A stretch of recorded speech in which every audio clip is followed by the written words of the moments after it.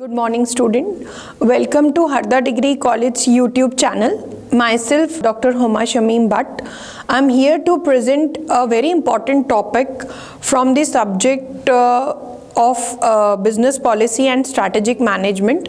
Student ये compulsory paper है third semester students के लिए,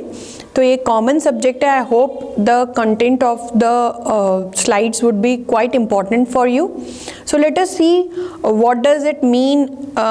और what do you know about strategic management process. जैसे कि मैंने आपसे शेयर किया था, हमारा जो सब्जेक्ट है business policy and strategic management, उसमें जो 4 यूनिट हैं students, unit 2, unit 3, unit 4 and unit 5, वो स्ट्रैटेजिक मैनेजमेंट प्रोसेस की जो 4 स्टेप्स हैं उन्हीं के बारे में है. तो अगर आप ये प्रेजेंटेशन ध्यान से देखते और सुनते हैं तो आपको पूरा का पूरा सिलेबस स्ट्रैटेजिक मैनेजमेंट का और बिजनेस पॉलिसी का पढ़ने में बहुत आसानी होगी या बहुत मदद मिलेगी. आई होप कि आपको ये प्रेजेंटेशन अच्छे से समझ में आए और आपको काफ़ी उपयोगी होगा जब आप ये 4 यूनिट्स पढ़ेंगे. तो let us go through what does strategic management process is all about. Introduction to strategic management process. Students, रणनीतिक प्रबंधन क्या होता है ये हमने कई बार अपने लाइफ में देखा होगा या समझा होगा. अगर हम उसको बिजनेस पॉइंट ऑफ व्यू से देखें या समझें तो स्ट्रैटेजिक मैनेजमेंट की जो प्रक्रिया है, उससे पहले अगर हम बात करें प्रक्रिया शुरू करने से पहले कि स्ट्रैटेजिक मैनेजमेंट या रणनीतिक प्रबंधन होता क्या है, तो हर कंपनी ये चाहेगी कि जो भी प्लानिंग उन्होंने की है उसका प्रबंध किया जाए. तो हर प्लानिंग के लिए एक अलग से रणनीति बनाई जाती है और उस रणनीति को जो मैनेज किया जाता है, उसका जो प्रबंध किया जाता है कि किस तरीके से वो रणनीति हमारे बिजनेस को बढ़ावा देने में एक बहुत इम्पोर्टेंट वेपन या टूल सिद्ध होगी. इसी का जो प्रबंध है वो कहलाता है स्ट्रैटेजिक मैनेजमेंट प्रोसेस. स्टूडेंट्स, क्यों ये सब्जेक्ट बहुत आवश्यक है, उसका कारण ये है कि अभी हम देख रहे हैं मार्केट में बहुत ज़्यादा चैलेंजेस आ रहे हैं. नई तकनीक, नई टेक्नोलॉजी का जो डे टू डे लाइफ में यूज़ हो रहा है, स्पेशली अगर हम बात करें तो एआई अभी बहुत इम्पॉर्टेंट एक वेपन हो गया है. हर कंपनी चाहती है कि किस तरीके से वो अपने प्रोडक्ट में कुछ इस तरीके के इनोवेशंस या नवाचार को इनकॉर्पोरेट करे ताकि वो कॉम्पिटिटर के प्रोडक्ट से ज़्यादा बेहतर हो. तो उस नए विचार को, उस नई तकनीक को इनकॉर्पोरेट करने के लिए स्ट्रैटेजिक मैनेजमेंट प्रोसेस हेल्प करता है. तो अगर हम देखें उसकी फॉर्मल थ्योरी, आप अपने शब्दों में भी लिख सकते हैं इस प्रोसेस को, कि ये जो प्रोसेस है इसको हम डिफ़ाइन करेंगे ऐसे कि मैनेजर्स को एक जो चॉइस मिलती है स्ट्रैटेजीज़ में से, सेट ऑफ स्ट्रैटेजीज़ में से कौन सी स्ट्रैटेजी चूज़ करें और उसको इम्प्लीमेंट करें ताकि वो कॉम्पिटिटर की स्ट्रैटेजी से बेहतर स्ट्रैटेजी हो. So this is strategic management process जिसको हम पढ़ें. जैसे आप स्क्रीन पे देख सकते हैं कि द स्ट्रैटेजिक मैनेजमेंट प्रोसेस या जो रणनीतिक प्रबंधन प्रक्रिया है, it means defining the organisation strategy. मतलब किसी भी संगठन की क्या रणनीति है उसको डिफाइन करने के लिए स्ट्रैटेजिक मैनेजमेंट प्रोसेस यूज़ किया जाता है. It is also defined as the process by which managers make a choice of a set of strategies for the organisation that will enable it to achieve better performance. मतलब performance को बेहतर बनाने के लिए, मतलब हमने समझा भी है कि अगर ऑर्गेनाइजेशनल इफ़ेक्टिवनेस को अचीव करना है तो एम्प्लॉयज़ की जो एफिशिएंसी है, कार्य क्षमता है, उसको किस तरीके से हम ट्रेनिंग एंड डेवलपमेंट के थ्रू या फिर जो हमारी रणनीति होती है उसको समझ के, मतलब हमारी रणनीति को जब हम बनाएंगे तो उसकी जो प्रक्रिया हम आगे पढ़ेंगे, उस प्रक्रिया में हम देखेंगे कि 4 स्टेप्स के थ्रू किस तरीके से अलग अलग संगठन, मतलब लोकल लेवल पे, नेशनल लेवल पे और इंटरनेशनल लेवल पर किस तरीके से हर व्यापारी या हर प्रोड्यूसर या निर्माता ये चाहता है कि उसके प्रोडक्ट को पहचान मिले, लोकप्रियता मिले और सफलता मिले, जिसकी वजह से व्यापार को बढ़ावा भी मिले। व्यापार को बढ़ावा मिलेगा तो हमारे जो कंट्री की इकोनॉमी है वो स्टेबल होगी, और इकोनॉमी अगर स्टेबल होगी तो आपको पता है कि हमारे देश में किसी भी तरीके का या हमारी कंट्री को किसी भी तरीके का फाइनेंशियल क्राइसिस या फाइनेंशियल चैलेंज या फिर आर्थिक संकट का सामना नहीं करना पड़ेगा। तो एक और मैंने डेफिनेशन इसमें ली है, strategic management is a continuous process that appraise the business and industries in which the organisation is involved, appraises its competitors and fixes goals to meet all the present and future competitors and then reassesses its strategy. इस particular definition में जैसे कि मैंने आपसे share किया कि व्यापार में आने वाले जो बदलाव हैं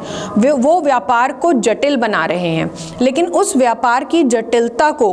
कम करने के लिए रणनीतिक प्रबंधन एक बहुत बड़ा टूल है, जिसके थ्रू कि अगर कंपनीज अपनी स्ट्रेंथ्स पे काम करें, अपनी वीकनेसेस पे काम करें, उनको जो मार्केट से होने वाले थ्रेट्स हैं या कुछ गवर्नमेंट की पॉलिसीज़ या फिर इंटरनेशनल मार्केट में कुछ अगर पॉलिसीज़ चेंज होती हैं, वो एक थ्रेट होता है किसी भी व्यापारी को, और जो आने वाली मार्केट में अपॉर्चुनिटीज़ हैं उसका सही समय पर अगर प्रबंधन किया जाए तो वो एक बिजनेस अपॉर्चुनिटी के रूप में आती हैं। तो इस पर्टिकुलर डेफिनेशन में अगर हम देखें तो स्ट्रैटेजिक मैनेजमेंट ये सजेस्ट करता है कि किस तरीके से हेल्दी कंपटीशन के थ्रू भी हम व्यापार में आगे बढ़ सकते हैं या व्यापार को आगे हम बढ़ावा दे सकते हैं, राष्ट्रीय स्तर पर भी और अंतर्राष्ट्रीय स्तर पर भी। ये प्रोसेस है स्टूडेंट्स, स्ट्रैटेजिक मैनेजमेंट प्रोसेस। जैसा कि आप देख सकते हैं एनवायरमेंटल स्कैनिंग इसमें पहला टॉपिक है या फिर पहली स्टेप है। सेकंड स्टेप है स्ट्रैटेजी का फॉर्मुलेशन करना या strategy formulation. Third step is strategy implementation and fourth step is strategy evaluation. Students, आपसे एक बहुत इंपॉर्टेंट पॉइंट शेयर किया था, वो ये था कि यही आपके 4 यूनिट हैं। ये यूनिट 2 है, ये यूनिट 3 है, ये यूनिट 4 है और ये यूनिट 5 है। तो अगर आपने इन टॉपिक्स को या इस प्रक्रिया को अच्छे से समझ लिया तो जैसे मैंने आपको बताया, आपका 80% मुझे बोलना चाहिए कि आपका सिलेबस का जो कंटेंट है या इन टॉपिक्स को लेके जो डाउट है वो आई होप क्लियर होगा। तो सबसे पहले हम देखते हैं कि एनवायरमेंटल स्कैनिंग या बिजनेस का जो वातावरण होता है उसको क्यों स्कैन करना आवश्यक है और रणनीतिक प्रबंधन प्रक्रिया का वो एक कितना अहम हिस्सा क्यों है। ये सबसे पहली स्टेप है रणनीतिक प्रबंधन प्रक्रिया की। एग्जाम्पल्स स्ट्रैटेजिक मैनेजमेंट के हम देख सकते हैं, यहाँ पर हम अपनी डे टू डे लाइफ के भी दे सकते हैं। यहाँ पर एक स्कूल का एग्जाम्पल लिया गया था कि किस तरीके से क्वालिफाइड इंस्ट्रक्टर्स के थ्रू या फिर अपनी टेक्नोलॉजी को और एडवांस करके, क्योंकि आजकल स्टूडेंट्स को भी चाहिए कि वो ऑनलाइन क्लासेस उनके लिए अवेलेबल हो, टेक्नोलॉजी का ज़्यादा से ज़्यादा यूज़ हो। पोस्ट कोविड भी हमने ये देखा है कि ऑफलाइन क्लासेस के कंपैरिजन में ऑनलाइन काफ़ी लोकप्रियता हुई है क्लासेस की। और यहाँ पर भी यही बताया गया है कि कोई भी एक बिजनेस ऑर्गेनाइजेशन है एजुकेशन फील्ड में और किस तरीके से उन्होंने अपने कंटेंट पे अधिक काम किया है, अपने टीचर्स, अपनी फैकल्टी, मैन पावर या फिर बोलना चाहिए कि वर्कफोर्स पर किस तरीके से मेहनत की है उनके ट्रेनिंग एंड डेवलपमेंट में। और अगर हम देखें कि बिजनेस इस पर्टिकुलर एग्जाम्पल में, तो हर एक कंपनी ये चाहती है कि उसकी जो वर्कफोर्स है वो वर्कफोर्स जो कॉम्पिटिटर की वर्कफोर्स है उससे ज़्यादा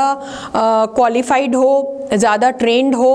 और अगर वो ज़्यादा क्वालिफाइड और ट्रेंड होंगे तो उसका लाभ व्यापार को मिलता है। तो इस तरीके से ये एक एग्जाम्पल है स्ट्रैटेजिक मैनेजमेंट का। कुछ आप देख चुके हैं कि आजकल कई ऑप्शंस आपके पास भी अवेलेबल हैं ऑनलाइन प्लेटफॉर्म के, जैसे फिज़िक्स वाला, बायजूस। तो स्टूडेंट्स किस तरीके से इन 2 कॉम्पिटिटर्स के बीच में चॉइस लेते हैं कंपटीशन को लेकर, या किस पर ज़्यादा भरोसा करते हैं, विश्वास करते हैं। तो हर एक कंपनी ये चाहेगी कि स्टूडेंट का विश्वास और भरोसा जीते, उनको भी लाभ हो स्टूडेंट्स को।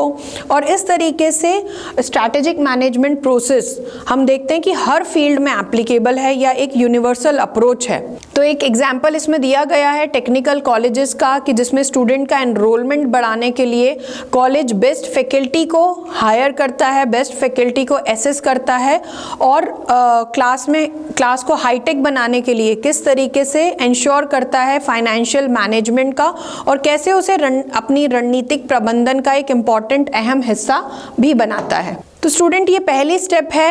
एनवायरमेंटल स्कैनिंग, जो कि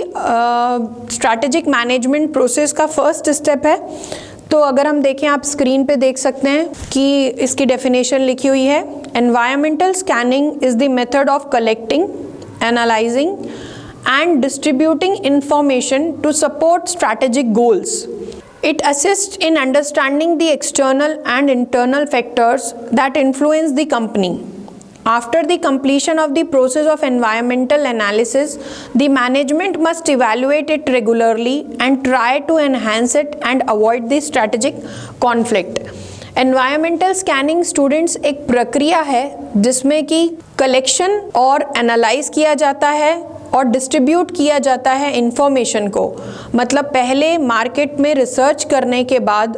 जो रॉ डेटा है उसको प्रोसेस करके इंफॉर्मेशन बनाई जाती है, और उस डेटा को, जैसे कि आपने स्टैटिस्टिकल स्टडी में भी पढ़ा है कि कुछ टूल्स स्टैटिस्टिक्स के लगा के उसको एनालाइज किया जाता है और उस डेटा को या उस इंफॉर्मेशन को शेयर किया जाता है ताकि अपने कर्मचारियों को अपने स्ट्रैटेजिक गोल्स को क्लियर करने में हेल्प हो। तो इससे काफ़ी इंटरनल और एक्सटर्नल फैक्टर्स जो हैं, जो कंपनी को इन्फ्लुएंस करते हैं, मार्केट को क्यों इतना ज़्यादा समझना आवश्यक है, और इवैल्यूएशन या मार्केट में जो एनवायरनमेंट है उसकी स्कैनिंग करना क्यों इतना इम्पॉर्टेंट हो गया है, ये फर्स्ट स्टेप में जो कंटेंट्स हैं वो बताते हैं। इसमें अगर हम एग्जाम्पल स्टूडेंट्स लें एनवायरमेंटल स्कैनिंग में, तो मैं एक एग्जाम्पल आपसे डिस्कस करना चाहूँगी जिससे कि आपको ये टॉपिक और अच्छे से क्लियर होगा। कि फॉर एग्जाम्पल रिलायंस ग्रुप है, उसने रिसेंटली हॉस्पिटल्स की अपनी एक नई चेन डेवलप की है। हम ऑलरेडी देख सकते हैं कि ये एम्प्लॉयर मार्केट में कई क्षेत्रों में कर रहा है, या फिर कई अलग अलग डिपार्टमेंट्स या फिर कई अलग अलग सेक्टर्स में रिलायंस ने अपना लोहा मनवाया हुआ है। लेकिन फिर भी अगर कोई व्यापारी किसी नए बिजनेस में निवेश करता है तो वो ये देखने के लिए कि मार्केट में मेरा प्रोडक्ट या मेरी सेवाएं एक्सेप्ट होंगी या उनके लिए जगह भी है या नहीं है, या मार्केट में ऑलरेडी इतने प्लेयर्स हैं कि मेरे प्रोडक्ट की आवश्यकता है ही नहीं, तो उस अध्ययन के बाद ही उस पर्टिकुलर फील्ड में निवेश करने के बारे में प्लानिंग की जाती है। मतलब आइडिया जब आएगा उससे पहले ही मार्केट में स्टडी की जाती है, रिसर्च किया जाता है, मार्केट को समझा जाता है। तो यही एक पहली स्टेप है एनवायरमेंटल स्कैनिंग की। तो चाहे रिलायंस बहुत बड़ा ग्रुप हो, लेकिन एक स्टडी की जाती है जिससे ये पता लगाया जाता है कि मार्केट के टॉप लीडर्स, उस पर्टिकुलर क्षेत्र में टॉप लीडर्स कितने हैं, और अगर हम इस फील्ड में या रिलायंस एज अ ग्रुप सोचे कि हम उस फील्ड में आ रहे हैं तो कितने सालों में हमारे मार्केट का जो शेयर है वो कितने प्रतिशत होगा, या हम मार्केट में आफ्टर फ्यू ईयर्स, अगर हम बात करें लॉन्ग टर्म गोल्स की, तो कंपनी ये एसेस करती है कि क्योंकि हमारी पुरानी गुडविल बहुत अच्छी है, स्थापित हमारा एक ब्रांड है, लोगों का विश्वास कंपनी ने जीता हुआ है अपनी प्रोडक्ट में क्वालिटी देकर या क्वालिटी एश्योरेंस को इंश्योर करके, तो एनवायरमेंटल स्कैनिंग के थ्रू कंपनी ये इंश्योर करेगी कि उसका जो भी प्रोडक्ट मार्केट में आया है उसको लोकप्रियता मिले और वो प्रोडक्ट भी मार्केट में एक्सेप्ट हो, ना कि रिजेक्ट हो। जैसे कुछ कंपनीज का मैं एग्जांपल लूँ कि पेप्सी ने कुछ सालों पहले अपना एक प्रोडक्ट लॉन्च किया था जिसमें कि उन्होंने ब्लू कलर की पेप्सी लॉन्च की थी मार्केट में, जिसमें हम बात करें प्रोडक्ट स्पेसिफिकेशन की, तो उस कलर की वजह से उसको लोकप्रियता नहीं मिली थी और कंपनी को वो प्रोडक्ट बैन करना पड़ा या फिर बंद करना पड़ा। तो ये गुडविल पे नकारात्मक प्रभाव डालता है। क्यों ऐसा हुआ, हम उसका एक कारण अगर देखें तो एनवायरमेंटल स्कैनिंग एक सबसे बड़ा कारण हो सकता है कि मार्केट में क्या इस तरीके के प्रोडक्ट्स को स्वीकार्यता मिली थी। पास्ट का कुछ 50 ईयर्स का अध्ययन कंपनी करती है, मार्केट ट्रेंड्स को समझती है, मार्केट में होने वाले उतार चढ़ाव, लोगों के प्रेफरेंसेस, उनके टेस्ट, उनकी चॉइसेस, उनकी प्राथमिकताएं, उनकी आवश्यकताएं उस प्रोडक्ट को लेके, उसका अध्ययन करने के बाद ही कंपनी अपने संसाधनों को इकट्ठा करके अपने संसाधनों को पूल करती है और प्रोडक्शन का या फिर अपनी सेवाओं को स्टार्ट करने का निर्णय लेती है। तो this is the first step, environmental scanning, जहाँ पे बिजनेस के जो व्यापार के जो वातावरण है उसका एक डीप अध्ययन या फिर एक डीप स्टडी की जाती है। The next is strategy formulation,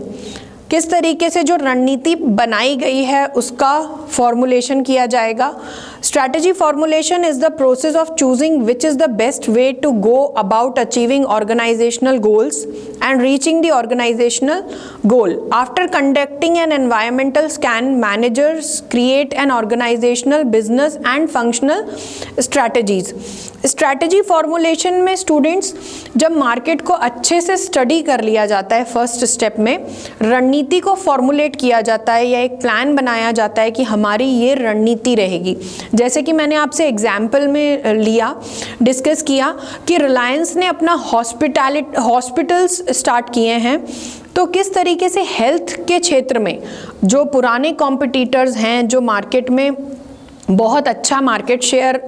जिनका है, या जो मार्केट में काफ़ी जिन पर कस्टमर्स का भरोसा है हेल्थ इश्यूज़ को लेकर, उनसे कैसे अपने इस नए चैलेंज को कि उस पर्टिकुलर क्षेत्र में उसको भी स्वीकार्यता मिले या लोकप्रियता मिले, उसके लिए एक प्लान को फॉर्मुलेट करेंगे, एक रणनीति फॉर्मुलेट करेंगे। और उस रणनीति को ये ध्यान में रख के फॉर्मुलेट किया जाता है कि हमारी जो संगठन है उसका और मिशन स्टेटमेंट जब हम सेट करते हैं और हमारे जो ऑर्गेनाइजेशनल गोल्स होते हैं, हमारे जो ऑर्गेनाइजेशनल ऑब्जेक्टिव्स होते हैं, हमारे जो संगठन के लक्ष्य हैं, हमारे जो गोल्स हैं, उनको किस तरीके से हम अचीव कर सकते हैं, या हम एक बात कहें कि ऑर्गेनाइजेशनल जो गोल्स हैं और विजन और मिशन स्टेटमेंट्स, उनके बीच में हम एक अलाइनमेंट देखते हैं। तो जब एनवायरमेंटल स्कैनिंग बहुत अच्छे से कर दी जाती है, मैनेजर्स को बहुत आसानी रहती है कि वो एक रणनीतिक प्रबंधन प्रक्रिया के अंतर्गत एक अच्छा सा प्लान फॉर्मुलेट करें या एक रणनीति को फॉर्मुलेट करें, और वो रणनीति जो फॉर्मुलेट होगी वो हमें संगठन के गोल्स या संगठन के जो लक्ष्य होंगे उनको अचीव करने में बहुत बड़ा एक हेल्प करने के लिए होंगी या हेल्प करती हैं हम कहें तो। The next step students is strategy implementation, मतलब जो रणनीति कंपनीज ने बनाई है उस रणनीति को कैसे इम्प्लीमेंट किया जाता है। तो स्टूडेंट पहली स्टेप हमने देखी थी वो थी एनवायरमेंटल स्कैनिंग, सेकेंड थी स्ट्रैटेजी फॉर्मुलेशन, और तीसरी स्टेप है स्ट्रैटेजी इम्प्लीमेंटेशन। तो स्ट्रैटेजी इम्प्लीमेंटेशन मतलब जो रणनीति बनाई गई है व्यापार के लिए, उस रणनीति को लागू करना, उसको सुचारू रूप से इम्प्लीमेंट करना और देखना कि प्रैक्टिकल बिजनेस क्षेत्र में वो रणनीति जो बनाई है वो किस तरीके से मार्केट में व्यापार को बढ़ावा देने के लिए उसके क्या आउटकम्स होंगे, प्राइमरीली ये उसके बारे में डील करती है। अगर हम इसकी फॉर्मल थ्योरी देखें तो स्ट्रैटेजी या फिर strategy implementation is about implementing the strategy in the way it was intended or putting the company's strategy into practice. Implementation of the strategy involves defining the structure of the company, dispersing resources, establishing a decision-making process and directing human resources. Student, अगर हम अपने जो example हमने रिलायंस का लिया था health क्षेत्र में, अगर हम उसी को कंटिन्यू करें तो ये पर्टिकुलर स्टेप क्या दर्शाती है कि जो भी रिलायंस ने स्ट्रैटेजी बनाई होगी कि वो हेल्थ क्षेत्र में भी उतना ही मार्केट शेयर कैप्चर करने की कोशिश करेगा जितना उसने अन्य क्षेत्रों में किया है, या उतनी ही सफलता के लिए अपने गोल्स को ले करेगा, जितनी सफलता उसने दूसरे क्षेत्रों में उसको मिली है। तो इस वजह से जो स्ट्रैटेजिक इम्प्लीमेंटेशन होती है वो प्राइमरीली क्या इन्वॉल्व करती है, जिसमें कि कंपनी अपना स्ट्रक्चर एक्सप्लेन करे, या जिसमें कंपनी अपना स्ट्रक्चर अपनी रणनीति के हिसाब से, अपने व्यापार के साइज के हिसाब से या बिजनेस के साइज को लेकर अपना स्ट्रक्चर डिसाइड करती है, डिफाइन करती है। रिसोर्सेज या जो संसाधन उस कंपनी को प्राइमरीली फाइनेंशियल असिस्टेंस या आर्थिक जो सहयोग होता है या जो आर्थिक स्थिति होती है, वो स्पेशली संसाधनों को इकट्ठा करने में या रिसोर्सेज को एलोकेट करने में एक बहुत उपयोगी टूल है। तो यहाँ पर किस तरीके से एम्प्लॉयज़ अपने संसाधनों को डिस्पर्स करते हैं, मतलब कि अगर हेल्थ क्षेत्र में रिलायंस ने अपना कुछ नया वेंचर लॉन्च किया है तो ये स्टडी की जा चुकी होगी एनवायरमेंटल स्कैनिंग में या फिर स्ट्रैटेजी फॉर्मुलेशन में या इस स्टेप की पहली 2 स्टेप्स में कि आर्थिक तौर पर कितना निवेश कंपनी कर रही है उस पर्टिकुलर फील्ड में। फॉर एग्जांपल कि हेल्थ क्षेत्र में रिलायंस का पहले से डिसाइडेड होगा कि कितने करोड़ का निवेश हो रहा है, उस हिसाब से संसाधनों को इकट्ठा किया जाता है और उनका डिस्पर्सल या किस पर्टिकुलर डिपार्टमेंट को कितना फाइनेंशियल असिस्टेंस देगी रिलायंस हेल्थ केयर, वो डिटरमाइन इसी पर्टिकुलर प्रोसीजर के थ्रू होता है। ऑल्सो डिसीजन मेकिंग प्रोसीजर को ये और ज़्यादा रिफाइन करता है, या निर्णय लेने की जो क्षमता है मैनेजर्स की उसको बहुत ज़्यादा हेल्प मिलती है इस पर्टिकुलर स्टेप से, स्ट्रैटेजिक इम्प्लीमेंटेशन से। क्योंकि जैसे मैंने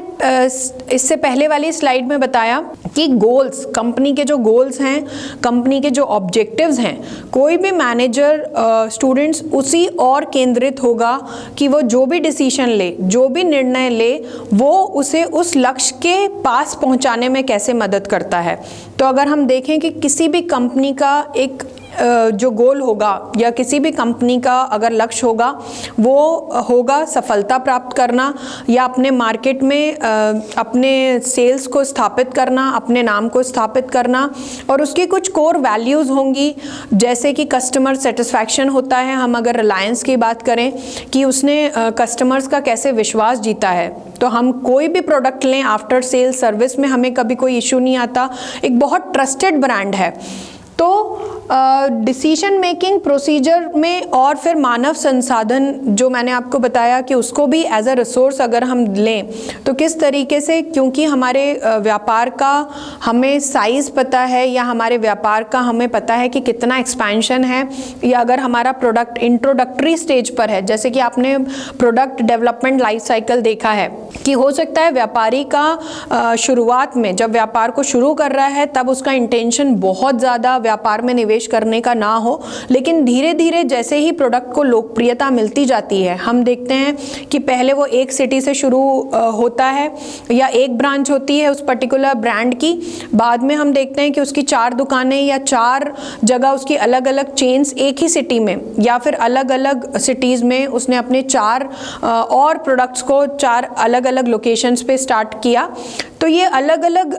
रणनीतिक प्रबंधन प्रक्रिया के अंतर्गत होता है कि किस तरीके से अपनी रणनीति को इम्प्लीमेंट किया जाता है। तो इसमें अगर हम एक एग्जांपल लें कि किस तरीके से स्ट्रैटेजिक इम्प्लीमेंटेशन में मानव संसाधन, मतलब कि हो सकता है कि कोई सीनियर एम्प्लॉय जो हो उसको फॉर एग्जांपल किसी नई ब्रांच में या फिर कोई नई ब्रांच अगर ओपन करनी है तो वहाँ पर भेज दिया जाए कि तुमने यहाँ पर तो ये ब्रांच को बहुत ही सफलतापूर्वक आपने इस ब्रांच को स्टार्ट कर दिया, बिजनेस भी बहुत अच्छे से चल रहा है, अब आपको किसी नई ब्रांच को ओपन करने के लिए हम वहाँ पर डेसिग्नेट करते हैं। फॉर एग्जांपल अगर हरदा में कोई ब्रांच खुली है तो आसपास के क्षेत्रों में जैसे खिड़किया में भी अगर कोई ब्रांच स्टार्ट करनी है तो किस तरीके से मैनेजर मानव संसाधन को लेके भी कई बार निर्णय लेता है या कई जटिल निर्णय जो रणनीति को लेकर, इम्प्लीमेंटेशन को लेकर आते हैं, उनको स्टडी करके या उन पे अध्ययन करके कैसे रणनीतिक प्रबंधन प्रक्रिया को और स्मूथ बनाता है या काफ़ी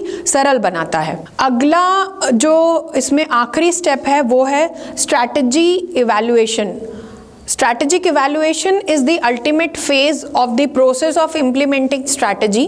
The primary strategy that need to be evaluated include evaluating the external and internal factors that determine the effectiveness of current strategies, assessing the effectiveness of strategies, and taking corrective steps. Evaluation is a way to ensure that the strategy of the organization and its implementation match the objectives of the company. इसमें भी students, जैसे कि मैंने बताया कि अलग अलग stages पे हम रिव्यू करते हैं अपने प्लान को. फॉर एग्जांपल कि आपने अपना कोई प्लान बनाया एग्ज़ाम्स को क्वालिफाई करने का, एग्ज़ाम्स में आपने एक स्टैंडर्ड अपना गोल लक्ष्य निर्धारित किया होगा कि मुझे जो मेरे MBA के 6 सब्जेक्ट्स हैं उनमें मुझे ऑल क्लियर होना है या मुझे अपने सब्जेक्ट्स में इतना % स्कोर करना ही करना है. तो आपने कुछ अध्ययन किया होगा अपने लक्ष्य को लेके, अपने गोल को लेकर, और आप कई बार आपने देखा होगा कि आपने मूल्यांकन किया. जब आपने पढ़ाई अपनी स्टार्ट की, आपने देखा कि जो बाधाएं मैंने सोची भी नहीं थी वो बाधाएं भी मेरी पढ़ाई में आ रही हैं, या कुछ फेवर्स आ रहे हैं, या फिर कुछ ऐसे कंपोनेंट्स या कुछ ऐसे रीज़न हो गए जिसकी वजह से आपने जो नहीं सोचा था वो भी बहुत अच्छे तरीके से हो रहा है, या आपने सोचा नहीं था कि आपको इतना क्वालिटी टाइम अपने घर पर मिलेगा. और आपने हो सकता है कि सकारात्मक भी कुछ ऐसे रीजंस हों जिसकी वजह से आपके जो सेट स्टैंडर्ड्स थे उससे आप बेहतर परफॉर्म कर पा रहे हो. तो कई बार अपनी जो रणनीति हम अपनी लाइफ में भी अपने प्रैक्टिकल गोल्स को लेके या अपने डे टू डे लाइफ के जो गोल्स हैं, जैसे मैंने आपसे शेयर किया, एग्जामिनेशन में सक्सीड करने का आपने लक्ष्य बनाया और उसके लिए आपने एक स्ट्रैटेजी बनाई. उस स्ट्रैटेजी को आपने री इवैल्यूएट किया या इवैल्यूएट किया, और अगर आपको लगा तो आपने उसमें कुछ संशोधन किया. इसी तरीके से एम्प्लॉयर्स भी मार्केट में क्या करते हैं, या मार्केट के जो प्रोड्यूसर्स या मार्केट के टॉप प्लेयर्स भी अपनी स्ट्रैटेजी को जब फॉर्मुलेट करते हैं, इम्प्लीमेंट करते हैं, तो अंततः वो ये देखते हैं कि क्या इस स्ट्रैटेजी को रिवाइज करने की आवश्यकता है. फॉर एग्जाम्पल, कोविड से कुछ महीनों पहले कुछ नए स्कूल्स खुले थे, लेकिन किसी को भी ये जानकारी नहीं थी या किसी ने कभी सोचा नहीं होगा कि कोविड आएगा और इस तरह की स्थिति बनेगी. तो वो एक मार्केट में काफ़ी चैलेंजिंग सिचुएशन थी. तो किस तरीके से अपनी रणनीति को इवैल्यूएट किया होगा, अगर लगा होगा, और फाइनली मतलब मैं कहूँ कि होगा ही, कि किस तरीके से उन नए स्कूल्स ने मार्केट से काफ़ी मतलब बैंक से लोन लेके अपनी संस्थाएं या संगठन को स्थापित किया था, ये सोच के कि बिजनेस या व्यापार एक सुचारू रूप से चलता रहेगा. लेकिन अचानक क्या हुआ कि व्यापार में काफ़ी बदलाव आ गए, या ऑनलाइन क्लासेस हुई, उसकी वजह से कई बार रेवेन्यू को लेके या फाइनेंस को लेके एजुकेशनल इंस्टीट्यूशंस ने बहुत ज़्यादा चैलेंज फेस किए. तो उन्होंने भी अपनी एक रणनीति रिवाइज की, अपनी एक रणनीति बनाई, और उस रणनीति का जो मूल्यांकन होता है, उस रणनीति से जो हमारे बेस स्टैंडर्ड्स हैं या जो हमारी बेस स्ट्रैटेजी है, उसको हम अपने नई स्ट्रैटेजी से कंपेयर करके हम ये देखते हैं कि मार्केट में अचानक ये चेंजेस आ गए. जब हमने अपना स्ट्रैटेजी फॉर्मुलेट की थी तब ऐसा कुछ हमने सोचा नहीं था. फॉर एग्जांपल, जब हमने नया व्यापार लॉन्च करने का सोचा या स्टार्ट करने का सोचा, तब मैंने ये नहीं सोचा था कि कोविड आ जाएगा. लेकिन क्योंकि अब कोविड कितने साल तक चलेगा ये भी नहीं पता था, तो जब हमने देखा कि ये एक लॉन्ग टर्म चैलेंज आ गया प्रोड्यूसर्स के आगे या बिजनेसमैन के आगे, तो किस तरीके से स्ट्रैटेजी को रिवाइज करने की आवश्यकता हुई या स्ट्रैटेजीज को चेंज करने की आवश्यकता हुई. तो ये इसी स्टेप के अंतर्गत आता है कि किस तरीके से अपने व्यापार के या बिजनेस के या ऑर्गेनाइजेशन की इफेक्टिवनेस को बढ़ाया जाता है और व्यापार को सफलता की ओर लिया जा सकता है. आई होप स्टूडेंट्स कि आपको ये प्रोसेस काफ़ी ईजी लगा होगा समझने में, और आपको काफ़ी हेल्प मिली होगी इसके कंटेंट को लेके. Thank you so much.